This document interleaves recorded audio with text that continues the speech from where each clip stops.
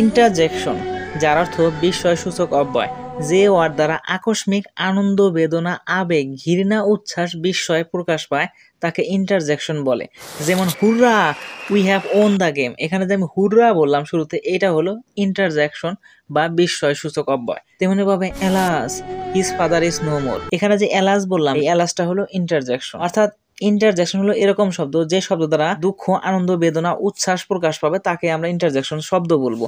এখানে খেয়াল করো, যেমন হুররা এটা দ্বারা কিন্তু আনন্দ বোঝাচ্ছে, এলাস দ্বারা দুঃখ বোঝাচ্ছে, আহ, ও, হোয়াট এগুলো দ্বারা কোন একটা অনুভূতি বোঝাচ্ছে। ফাই ফাই তিরস্কার বা সিসি বোঝায়। তোমরা কি একটি বিষয় খেয়াল করেছো, এখানে কিন্তু ইন্টারজেকশন হলো একটি শব্দ। আমি এখানে যতগুলো শব্দ উচ্চারণ করলাম সবগুলো কিন্তু এক একটি শব্দ, আলাদা আলাদা শব্দ, আলাদা আলাদা অনুভূতি বোঝানোর জন্য আলাদা আলাদা বাক্যের মধ্যে বাক্যের শুরুতে ব্যবহার হয়। এরপরে একটি বিস্ময়সূচক চিহ্ন দেওয়া থাকে। কোন শব্দ সমষ্টি বা ফ্রেজ আকস্মিকভাবে আবেগ অনুভূতি প্রকাশ করলে তাকে ইন্টারজেকশনের ন্যায় ইন্টারজেকশন ফ্রেজ বা শব্দগুচ্ছ বলে। যেমন good gracious, for shame, well done, good heaven, for God's sake ইত্যাদি।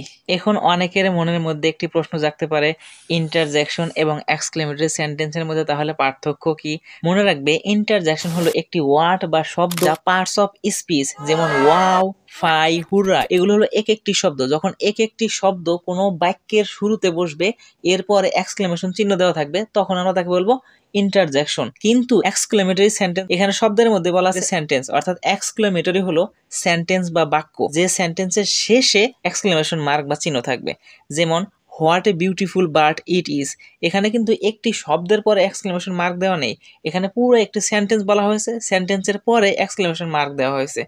তেমনি ভাবে হাউ বিউটিফুল সিনারি ইট ওয়াজ, এখানেও পুরো একটি সেন্টেন্স বলা হলো, সেন্টেন্সের শেষে এক্সক্লেমেশন মার্ক বসানো হলো। ঠিক এরকম ভাবে যখন একটি শব্দ যেমন ওয়াও, ফাই, হুররা এগুলোর পরে যখন একটি এক্সক্লেমেশন চিহ্ন থাকবে তখন আমরা তাকে বলবো ইন্টারজেকশন। আর যখন একটি পুরো বাক্য থাকবে এরপর এক্সক্লেমেশন মার্ক থাকবে তখন আমরা তাকে বলবো এক্সক্লেমেটরি সেন্টেন্স। অর্থাৎ আমরা শব্দ বা সেন্টেন্স শুনে বুঝতে পারতেছি, শব্দ হলে সেটা হবে ইন্টারজেকশন, আর যদি বাক্য হয় তখন সেটা হবে এক্সক্লেমেটরি সেন্টেন্স।